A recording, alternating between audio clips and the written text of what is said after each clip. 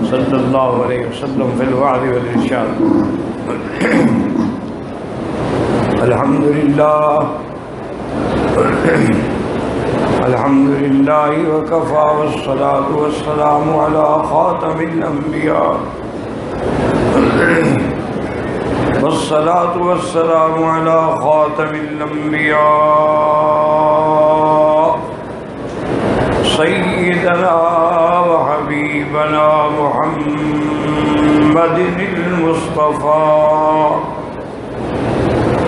وعلى آله المجتبى وأصحابه النجبى. اللهم صل على سيدنا محمد النبي الأمي الهاشمي وعلى آله وأصحابه نجوم الهدى. أما بعد فقد قال الله تبارك وتعالى في القرآن المجيد والفرقان الحميد. أعوذ بالله من الشيطان الرجيم. بسم الله الرحمن الرحيم. وَإِذْ أَخَذَ اللَّهُ مِيثَاقَ النَّبِيِّينَ لَمَا آتَيْتُكُم مِّن كِتَابٍ وَحِكْمَةٍ ثُمَّ جَاءَكُمْ رَسُولٌ مُصَدِّقٌ لِّمَا مَعَكُمْ لَتُؤْمِنُنَّ بِهِ وَلَتَنصُرُنَّهُ.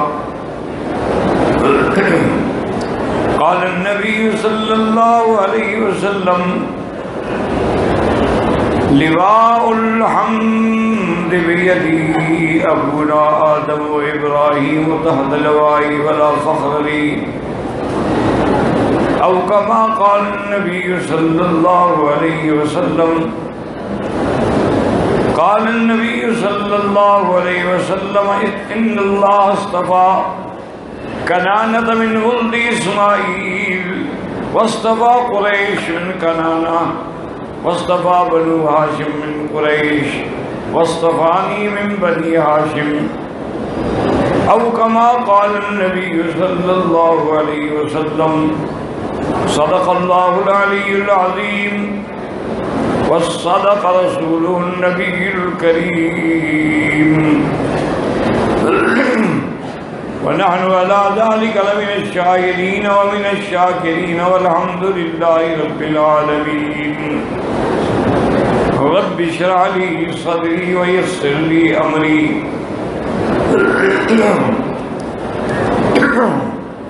واحلل عقدة من لساني يفقهوا قولي. رب زدني علما. سبحانك لا علم لنا إلا ما علمتنا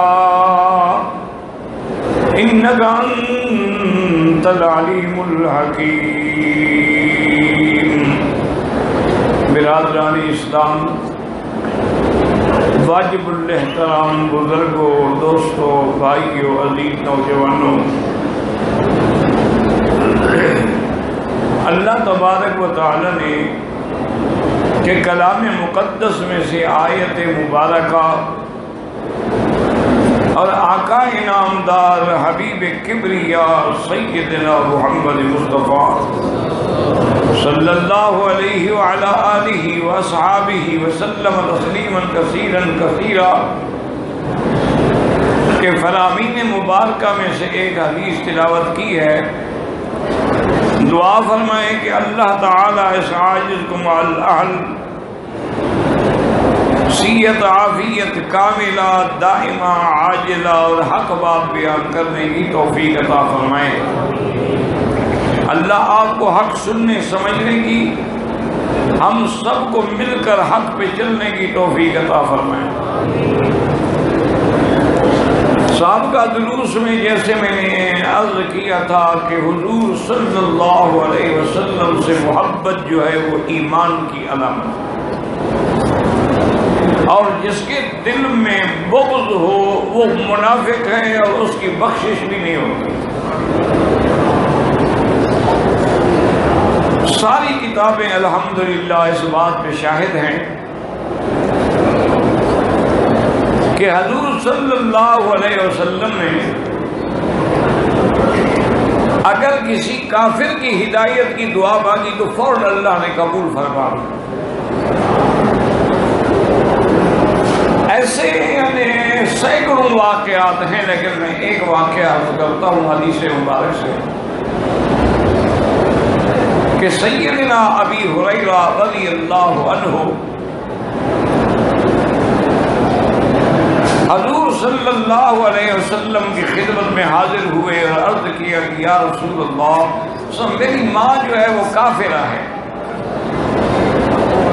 وہ اسلام نہیں لے آئی،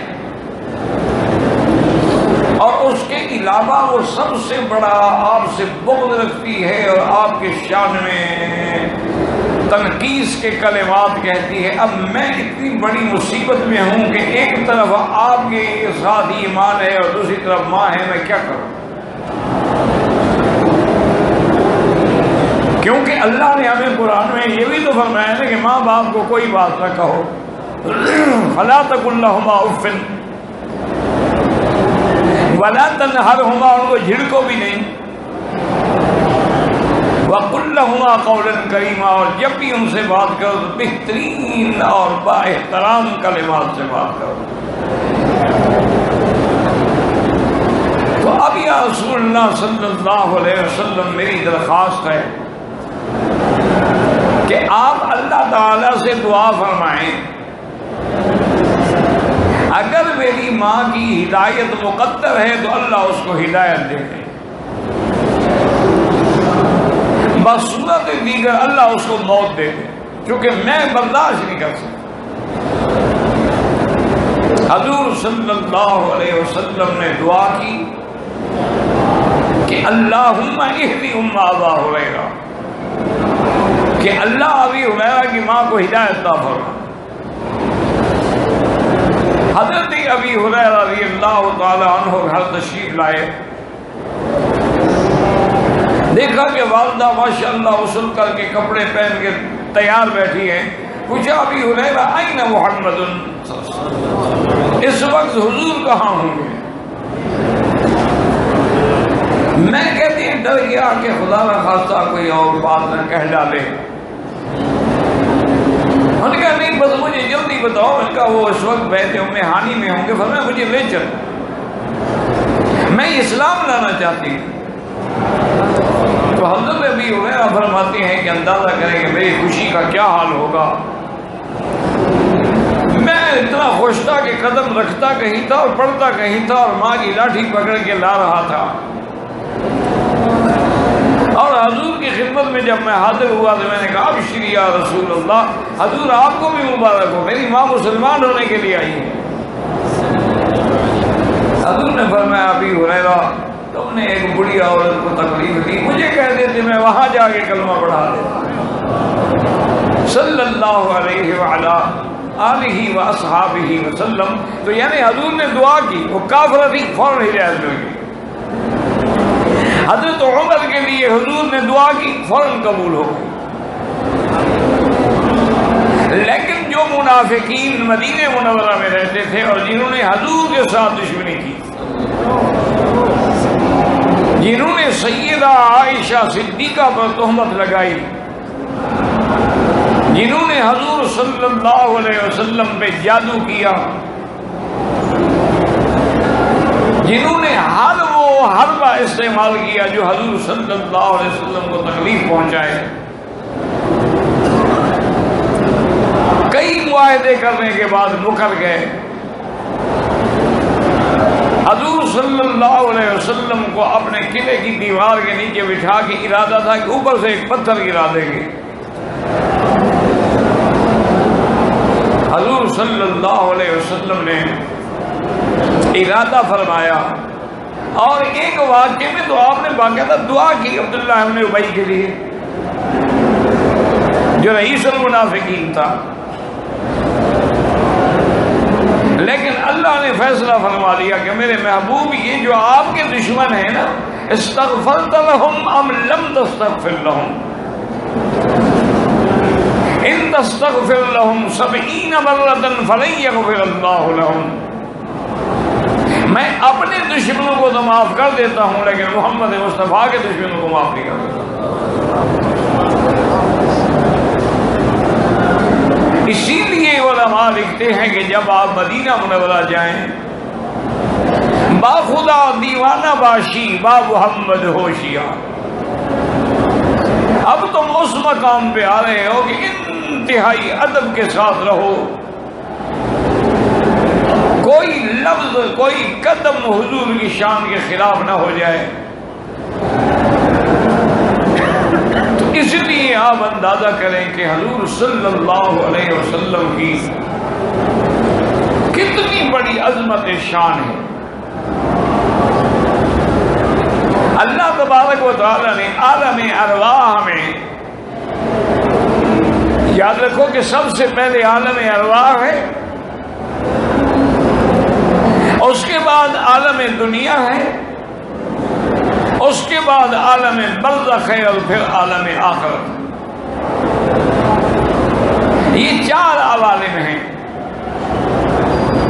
لیکن براہ مہربانی اگر حدیث میں یا قرآن پاک میں جو آیات آ جائیں تو جس عالم کے بارے میں ہم اس کو اسی روشنی میں سمجھنے کی کوشش کریں، کیونکہ جو عالم برزخ کے احوال ہیں وہ دنیا سے کوئی تعلق نہیں رکھتے، اور جو عالم آخرت کے احوال ہیں وہ دنیا اور برزخ دونوں کے ساتھ تعلق نہیں رکھتے۔ عالم بھی نرالا، وہاں کے احکام بھی نرالے۔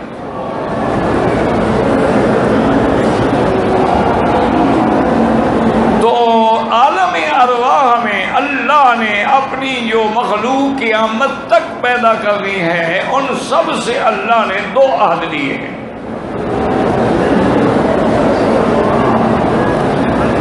ایک عہد تو اللہ نے لیا کہ لست بربکم قالوا بلا، اللہ نے کہا کیا میں تمہارا رب نہیں ہوں؟ سب نے کہا آپ ہمارے رب ہیں۔ یعنی پہلا عہد جو ہے وہ تو اللہ نے لیا اپنی ذات کا، ربوبیت کا، جس پہ سب نے اقرار کیا، اور دوسرا عہد اللہ نے جو لیا ہے، یاد رکھو کہ تمام انبیاء سب سے افضل ہیں، اللہ نے پھر انبیاء سے عہد لیا، وَإِذْ أَخَذَ اللَّهُ مِيثَاقَ النَّبِيِّينَ مَا آتَيْتُكُم مِّن كِتَابٍ وَحِكْمَةٍ ثُمَّ جَاءَكُمْ رَسُولٌ مُصَدِّقٌ لِّمَا مَعَكُمْ لَتُؤْمِنُنَّ بِهِ وَلَتَنصُرُنَّهُ۔ دوسرا وعدہ اللہ نے عالم ارواح میں لیا تمام انبیاء سے کہ جب تمہارے پاس میری کتابیں آئیں، اللہ کی طرف سے دانائی آئے، اور پھر ان کے بعد ثم جاءکم، ایک رسول آئیں گے، اگر اس زمانے میں آپ موجود ہیں تو ان پہ ایمان لائیں اور ان کی مدد کریں۔ تو انہی آیات کو سامنے رکھ کے علماء نے فرمایا کہ ہر نبی امت کا نبی ہوتا ہے، لیکن یہ عظمت شان مصطفیٰ ہے کہ اللہ نے ان کو نبی الانبیاء بنایا ہے کہ سب نبیوں کے بھی نبی ہیں، صلی اللہ علیہ وعلا آلہ واصحابہ وسلم تسلیما کثیرا۔ تو یہ عظمت شان محمد مصطفیٰ ہے۔ یاد رکھیں کہ تمام انبیاء میں 313 رسول جو ہیں وہ افضل ہیں، اور 313 میں 5 جو ہیں وہ اولو العزم من الرسل ہیں، اور وہ 5 کون سے ہیں؟ حضرت نوح علیہ السلام، حضرت ابراہیم علیہ السلام، حضرت موسیٰ علیہ السلام، حضرت عیسیٰ علیہ السلام، اور ان میں بھی سب سے افضل محمد مصطفیٰ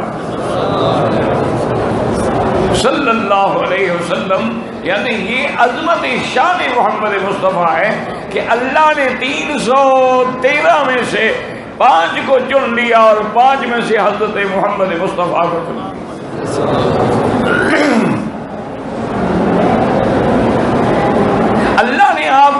اتنی عظمت دی کہ دنیا میں بھی، زمین پر بھی اور آسمانوں میں بھی،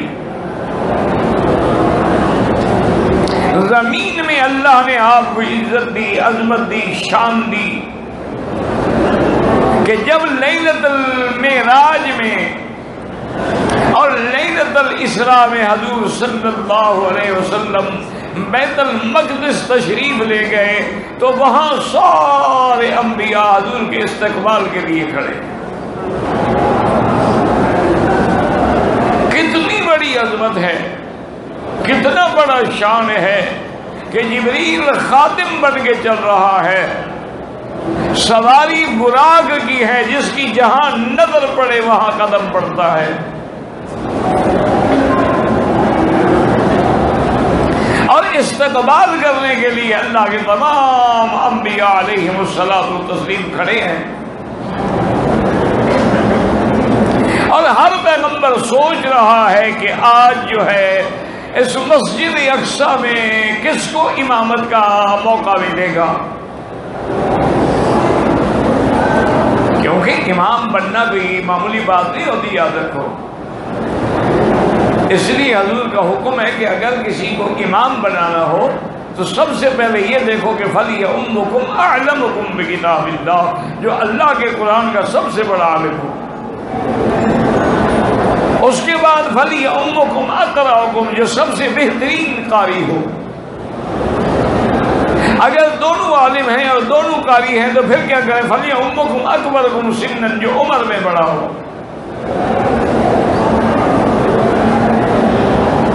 اسی لیے سیدنا علی رضی اللہ عنہ سے ایک خالجی نے پوچھا، اس نے کہا کہ حضرت علی یہ بتائیں کہ حضور کے تمام صحابہ میں سے سب سے بڑا عالم کون ہے؟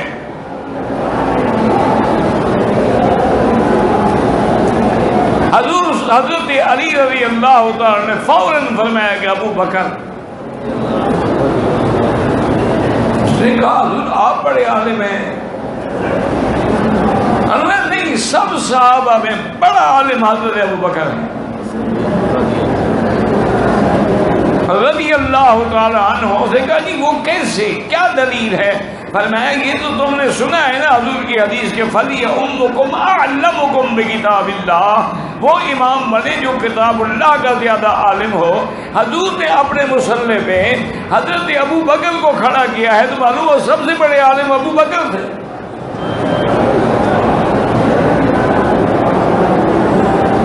تو اس لیے آج یعنی مسجد اقصیٰ میں اچھا خدا کی شان دیکھیں، یہ امامت اللہ کے پیغمبر کعبۃ اللہ پہ بھی تو کر سکتے تھے، کیونکہ کعبۃ اللہ کی شان تو 1000 زیادہ ہے۔ مسجد اقصیٰ کی نماز 500 گنا ثواب ہے، مسجد نبوی میں 1000 گنا ہے، اور اللہ کے حرم میں 1 لاکھ ہے۔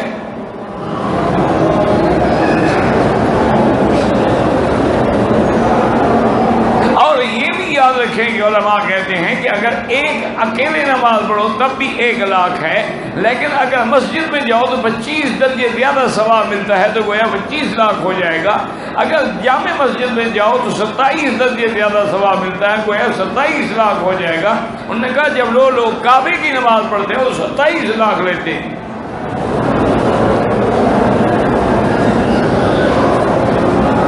اور پھر یعنی انسان کی کتنی بڑی خوش نصیبی ہے کہ سرزمین حرم ہو، مسجد الحرام ہو، سامنے اللہ کا کعبہ ہو، اور الحمدللہ امام اور ائمہ بھی، علماء بھی ہوں اور موحد بھی ہوں، صحیح العقیدہ۔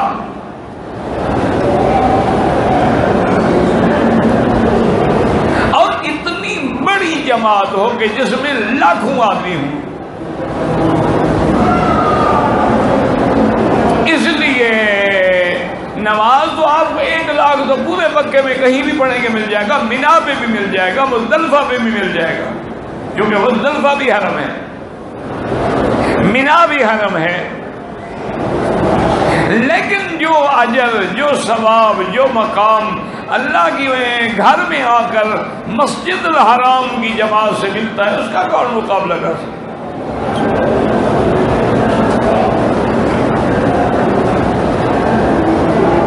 لیکن حضور کو امامت کے لیے مسجد اقصی منتخب کیا گیا، اس کی وجہ کیا تھی؟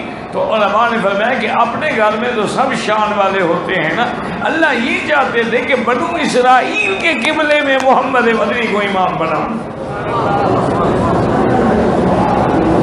کہ قبلہ بنو اسرائیل کا ہو اور میدان محشر ہو، اور وہی جگہ برائے معراج ہو، تو اس لیے اللہ نے اپنے پیغمبر کو وہاں بھیجا اور سارے پیغمبر وہاں موجود ہیں۔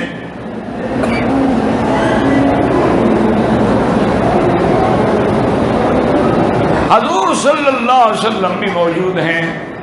مسئلے سمجھ لیا کرو، بہت سارے لوگ کہتے ہیں دیکھو جی وہاں سارے نبی آ گئے کہ نہیں آئے، اگر سارے انبیاء آ سکتے ہیں تو ہمارے میلاد میں بھی آ سکتے ہیں،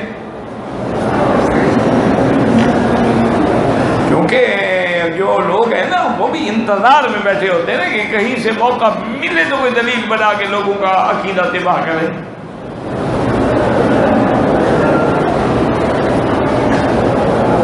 جیسے ایک مولوی تھا پنجاب کا تھا کہ وہ مر گیا بیچارہ، میرے خیال مر گیا شاید، اس کو کسی نے کہا کہ حضرت آپ 11ویں شریف کے بارے میں بڑی جوش والی تقریریں کرتے ہیں، وہاں بھی نہیں مانتے، کوئی 11ویں منانے کی کوئی دلیل ہے؟ دکھائے تو قرآن میں ہے۔ نے کہا جی قرآن میں؟ نے کہا قرآن میں نہیں، احد عشر کوكبا، احد عشر کتنا ہوتا ہے؟ کہا 11 ہوتا ہے، کہا 11ویں ثابت ہو گئی۔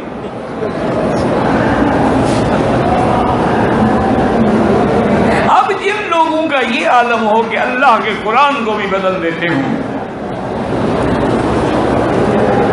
جن لوگوں کا یہ عالم ہو کہ اللہ کے قرآن میں تحریف معنوی کر دیتے ہوں، تعویلات فاسدہ کر دیتے ہوں، ان کا کیا حل ہے ماں سوائے اس کے کہ اللہ ہدایت دے؟ پتہ ایمان سے کہیں 11ویں کا کیا تعلق ہے یوسف علیہ السلام کے خواب سے؟ 11ویں تو بابا تمہارے زمانے میں شروع ہوئی نا، یہ تو حضور کے زمانے میں بھی نہیں تھی، صحابہ کے زمانے میں بھی نہیں تھی، تو بعد میں تمہاری کوئی بڑھیا کا بیڑا غرق ہوا تو فون نکلا تو 11ویں شروع ہو گئی۔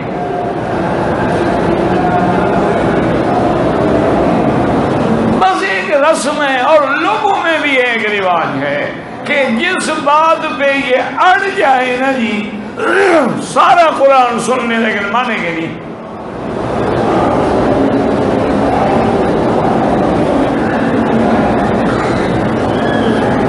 اللہ کے گھر میں آنے کے بعد دیکھیں نا کتنا شیعہ ہیں، حضرت ابوبکر حضرت عمر کو مانتے ہیں؟ نہیں مانتے۔ مدینے میں آ کے دیکھا نہیں ہے کہاں سوئے ہوئے ہیں؟ وہی حضرت ابوبکر حضرت عمر کی مزار مبارک کہاں ہے؟ مدینہ منورہ میں اور روضہ محمد مصطفیٰ میں، جہاں کوئی لمحہ کوئی گھڑی خالی نہیں، جہاں درود و سلام اور اللہ کی رحمتوں کی برسات جن کی جھڑی لگی ہوئی ہے، وہاں ابوبکر عمر سوئے ہوئے ہیں، آنکھوں سے دیکھ کے بھی نہیں مانتے۔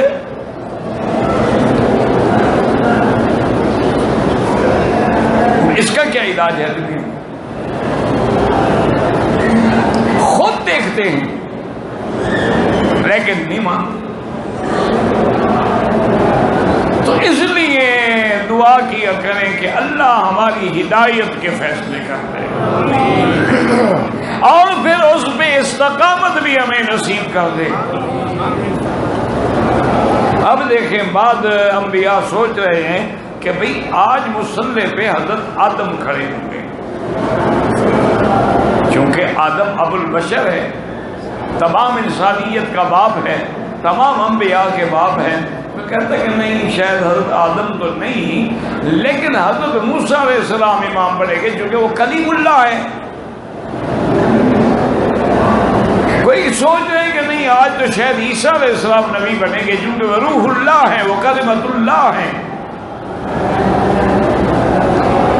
سب سوچ رہے ہیں اپنے اپنے فکر کے مطابق حضرت جبریل نے اعلان کیا کہ اے تمام جماعت انبیاء، میں اللہ کے حکم سے مشرق مغرب شمال جنوب زمین آسمان ہر جگہ جاتا ہوں، ما رأیت مثل محمد، میں نے حضور جیسا آدمی نہیں دیکھا۔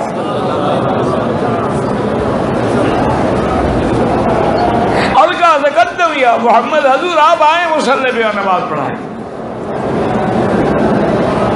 یہ بھی سمجھ لو کہ نماز ابھی فرض نہیں ہوئی تھی، تو حضور نے کون سی نماز پڑھائی؟ یہ علی ملت ابراہیم نماز تھی۔ جیسے غار حرا میں حضور عبادت فرماتے تھے، کیونکہ دین عیسیٰ بھی ابھی باقی تھا اور دین ابراہیم بھی باقی تھا۔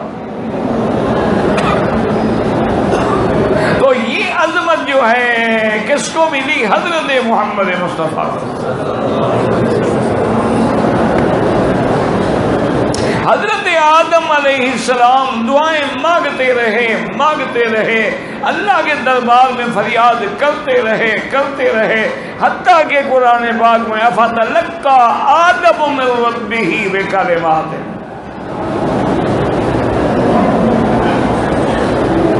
ہمارے حضرات نے تو خیر ماشاءاللہ ایک مسئلہ بنایا ہوا ہے نا جی، کہ آدم علیہ السلام نے جو دیکھا تو عرش پہ لکھا ہوا تھا محمد الرسول اللہ۔ انہوں نے کہا ابھی یہ شان والا کوئی بندہ ہے جس کا نام عرش پہ لکھا ہوا ہے، تو انہوں نے حضور کے واسطے سے دعا مانگی تو اللہ نے قبول فرمائی۔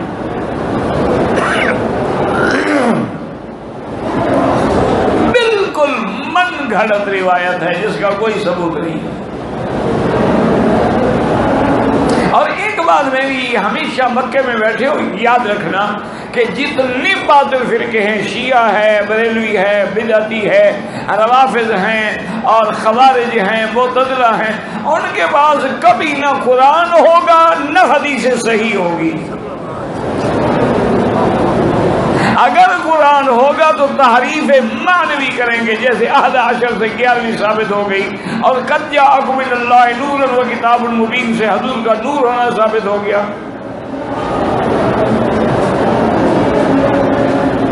ان کے پاس کوئی دلیل نہیں ہوتی۔ اگر حدیثیں بھی ہوں گی تو کون سی؟ مواہب الدنیا کی، طبرانی کی، کنز العمال کی، یعنی اس طبقے کی روایات جس پر کوئی محدث عقیدہ نہیں رکھتا۔ ہمیشہ یاد رکھیں، بات عقیدے کی ہوگی تو قرآن ہوگا یا حدیث صحیح ہوگی، اور احکام اگر ہوں گے تو حدیث صحیح ہوگی۔ ہاں فضائل کی بات ہو تو حدیث صحیح بھی محدثین قبول کرتے ہیں۔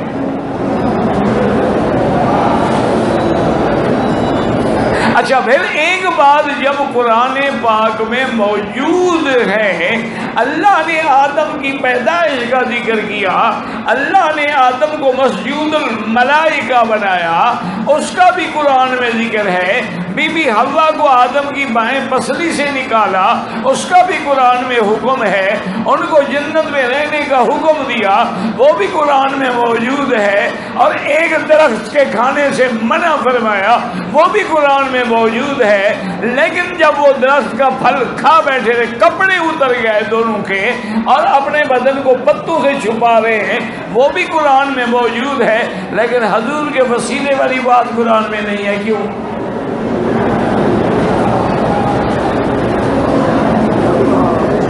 بھئی ہر چیز قرآن میں موجود ہے۔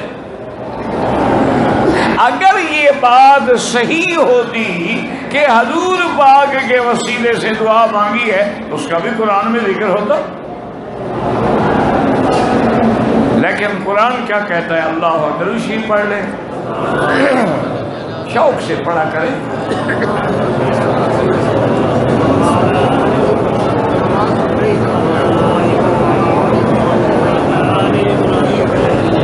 آج اگر ہمت کریں نا جی تو تہجد کے وقت ایک تو میں یہ دعا کرنا، مجھے کافی تکلیف ہے، اللہ شفا عطا فرمائے۔ میں نے ابھی فوراً عشاء کے بعد جا کے یعنی اپنے وہ ٹیسٹ کروانے ہیں، اللہ خیر کرے، کوئی سمجھ نہیں آ رہی۔ کوئی 2 مہینے سے متواتر امتحان میں ہیں، دعا کریں اللہ معاف کر دے۔ بہرحال اللہ کے ہر فیصلے پہ ہم راضی ہیں، کبھی کبھی وہ گناہ ہم کو مٹانے کے لیے بھی تکلیف دے دیتے ہیں۔ تو بہرحال غور کریں، میری ایک بات مان لیں کہ آج رات ہوٹل میں ہو، حرم میں ہو، کہیں بھی ہو، شرط یہ ہے کہ بالکل علیحدہ، کوئی دوست بھی نہ ہو، بیوی ہے تو وہ بھی اس کمرے میں نہ ہو، اس سے بہتر ہے کہ حرم میں آ جائیں، غسل کر کے، کپڑے بدل کے، خوشبو لگا کے، اور بالکل پوری توجہ سے کم از کم 100 دفعہ، کم از کم ورنہ 1000 دفعہ درود شریف پڑھیں، اور بالکل پورے ذوق سے کہ اللہم صلی علی محمد، اللہ اکبر۔ ادم میں ایک شاعر گزرا ہے آپ کے ملک میں، عبد الحمید ادم، ویسے تو سید تھا، اللہ مغفرت کرے بیچارے کی، لیکن تھا بیچارہ شرابی۔ یہ شاعر ہوتے ہی ایسے ہیں نا، والشعراء یتبعهم الغاوون۔ تو وہ تو بیچارہ اتنا پیتا تھا نا کہ پیتے پیتے بے ہوش ہو کے گر جاتا تھا، کبھی کبھی پخانے نکل گئے، پیشاب نکل گیا، کپڑے گندے ہو گئے، شاگردوں نے اٹھا کے حضرت کو کہیں گھر میں پہنچایا۔ تو ایک دن کسی نے کہا کہ عبد الحمید ادم، آپ نے اتنی غزلیں کہیں، اتنی اشعار گئے، حضور کی شان میں کیوں نہیں آپ نے کوئی شعر کہا؟ کہتا ہے خبردار ہے، اس گندی زبان سے نام لو سرکار کا، میں نام نہیں لے سکتا کہ اس پلید زبان سے، جس کے بارے میں حضرت روم فرماتے ہیں کہ اگر کوئی آدمی 1000 دفعہ بھی عرق گلاب سے اور مشک گلاب سے اس زبان کو دھو کے حضور، پھر بھی ڈر لگتا ہے کہیں بے ادبی نہ ہو جائے۔ اور آج کا مسلمان تو ماشاءاللہ بطری زبان کہاں کہاں مارتا ہے، اور پھر اسی زبان سے کلمہ شریف بھی پڑھتا ہے، حجر اسود کو بھی بوسا دیتا ہے۔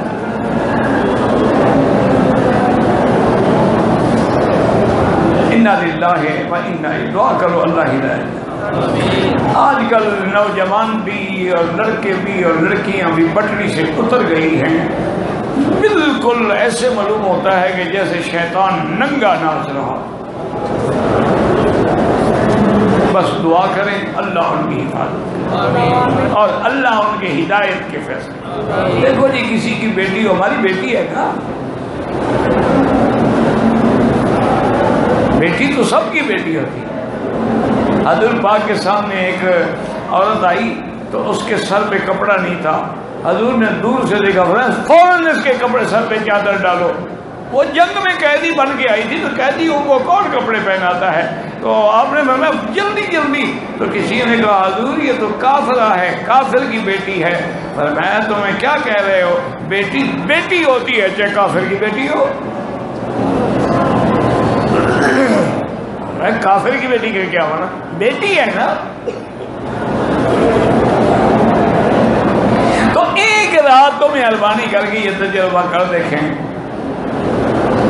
کوشش تو کریں کہ 1000 دفعہ درود شریف ہو جائے، ورنہ 100 دفعہ تو پڑھ ہی لوگ ہیں، لیکن پڑھنا جب ہے نا پورا غور ہو کے اللہم صلی علی محمد وعلی آل سیدنا محمد۔ اللہ، کبھی غور کیا کہ درود میں آل محمد کیوں ہے؟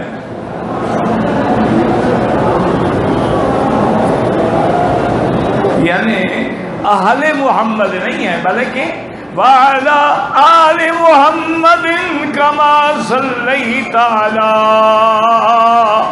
ابراہیم وعلی آل ابراہیم۔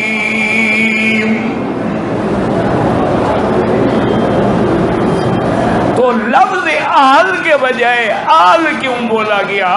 یاد رکھو کہ لفظ آل جو ہے وہ جہاں اولاد پہ دلالت کرتا ہے وہاں اتباع اور ماننے والوں پر بھی دلالت کرتا ہے. جیسے اللہ فرماتے ہیں ادخلوا آل فرعون اشد العذاب، تو آل فرعون سے مراد صرف اس کی فیملی نہیں، سب ماننے والے. یہ اللہ کا کرم ہو گیا.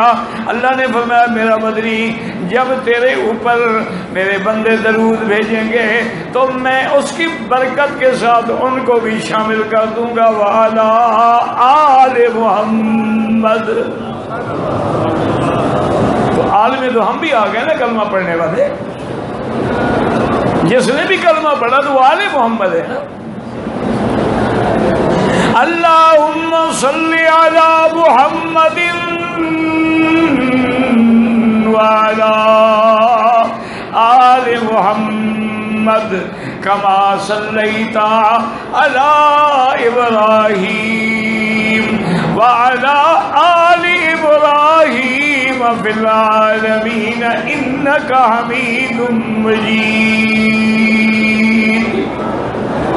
انشاءاللہ محسوس کریں گے انشاءاللہ آپ کے تبدیلی آ رہی ہے، انقلاب آ رہا ہے، دل میں رقت پیدا ہو رہی ہے، آنسو بہنے شروع ہو گئے تو سمجھ لینا رحمت اللہ کی آ گئی. پھر جو مانگنا ہو مانگ لینا.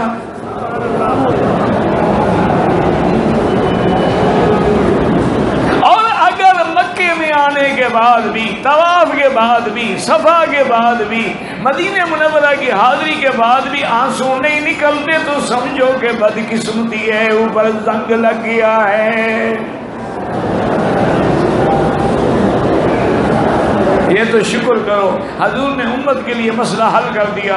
فرمایا اگر لم تبکو فتباکو، اگر دعا میں تمہیں رونا نہ آئے تو کم از کم رونے والوں کی شکل تو بنا لو. ہم تو دعا ہی ایسے مانگتے ہیں نا جیسے آدمی کوئی بڑا آدمی کرسی پہ بیٹھ کے اکڑ کے دعا مانگتا ہو. تو اب جناب حضور صلی اللہ علیہ وسلم کو یہ عظمت ملی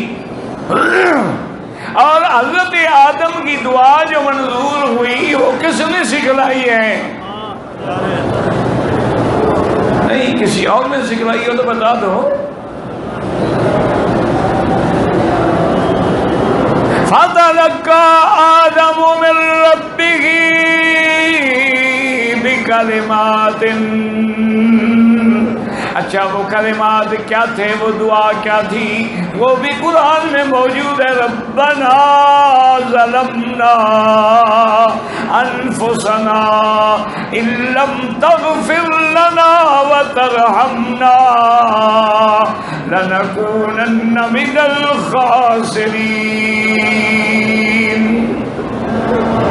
ایمان سے کہیں اگر اللہ قرآن میں نہ لکھ دے ہمیں کیا پتہ لگتا کہ آدم علیہ السلام نے کیا دعا کی ہے. اللہ نے قرآن میں بھیج کے حضور کی امت کو بھی سمجھا دیا کہ تمہارے ابا کی غلطی بھی اسی دعا سے معاف ہوئی ہے. اگر تم سے بھی گناہ اور غلطیاں ہوئی تو تم بھی یہی دعا مانگا کرو.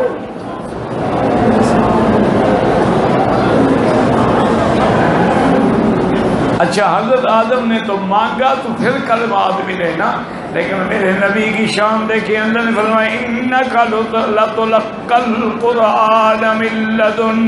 ہم آپ کو قرآن خود القاء کر دیں گے. مانگنے کی بھی ضرورت نہیں بلکہ زبان ہلانے کی بھی ضرورت نہیں ہے. یہ عظمت محمد مصطفیٰ ہے صلی اللہ علیہ وعلا آلہ وصحبہ وسلم. اور آخرت میں بھی عظمت محمد مصطفیٰ صلی اللہ علیہ وسلم. ہم مسلمانوں حاجیوں غور کرو، حضور نے فرمایا کہ اللہ نے ہر پیغمبر کو ایک دعا دی ہے کہ وہ دعا جب مانگے گا تو قبول ہوگی. سب انبیاء نے مانگ لی لیکن میں نے وہ دعا چھپا کے رکھی ہے. اب دیکھیں حضور پہ کتنی مشکل وقت ہے. یعنی حضور کے پاؤں لہو لہان ہو گئے، دندان مبارک شہید ہو گئے،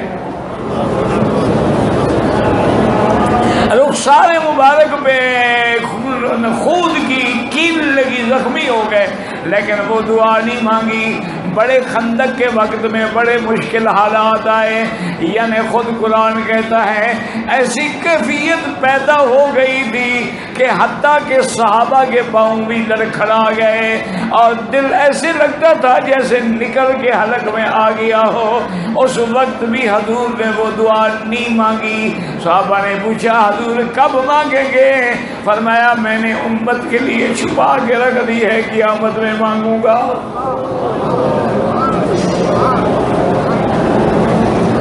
کہہ دو صلی اللہ علیہ وسلم۔ دیکھو حضور کو امت کا کتنا فکر ہے۔ حضور دعا مانگ رہے اللہم اغفر لامتی، اللہم امتی امتی یا رب امتی۔ اللہ نے فرمایا جبریل جا کے میرے مدنی کو بتلا دو قیامت والے دن جو ہے 100 صف بنے گی اور اس کے اندر فرمایا کہ 40 جو ہیں سارے نبیوں کی امت ہوگی اور باقی 60 آپ کی ہوں گی۔ اور ایک روایت میں ہے کہ 20 صفیں سب کی ہوں گی اور 80 صف جو ہے وہ امت محمد مصطفیٰ کی ہوگی صلی اللہ علیہ وسلم۔ یہ عظمت شان محمد مصطفیٰ ہے۔ حضور پاک نے فرمایا کہ سب سے زیادہ میری امت جنت میں جائے گی، اور ساتھ یہ بھی فرمایا کہ قیامت والے دن لواء الحمد بیدی، حمد کا پرچم بھی میرے ہاتھ میں ہوگا، میرا ابا آدم بھی میرے جھنڈے کے نیچے ہوگا، ابا ابراہیم بھی میرے جھنڈے کے نیچے ہوگا۔ ولا فخر علی، میں فخر نہیں کرتا، یہ اللہ نے مجھے شان دیا ہے۔ کہہ دو صلی اللہ علیہ وسلم۔ اللہ اکبر اللہ اکبر۔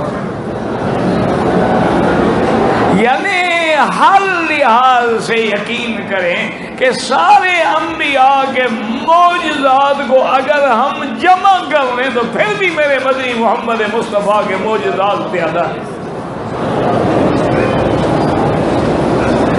آپ کے نام میں بھی معجزات ہیں، آپ کے جسم میں بھی معجزات ہیں، آپ کے عملی معجزات ہیں، آپ کے ارضی معجزات ہیں، آپ کے سماوی معجزات ہیں، اور سب سے بڑا معجزہ جو ہے وہ اللہ کا قرآن ہے جو قیامت تک قائم ہے۔ کہ تمام دنیا کے انبیاء کے معجزات اپنے وقت کے ساتھ ختم ہو گئے، لیکن میرے مدنی کی نبوت بھی باقی، معجزہ بھی باقی، قیامت تک نہ کوئی نبی آئے گا نہ کوئی کتاب آئے گا۔ صلی اللہ علیہ وعلا آلہ وسلم تسلیما کثیرا کثیرا۔ زندگی رہی انشاءاللہ تو بات باقی، لیکن بہرحال دعا کریں گے تو انشاءاللہ کام بنے گا۔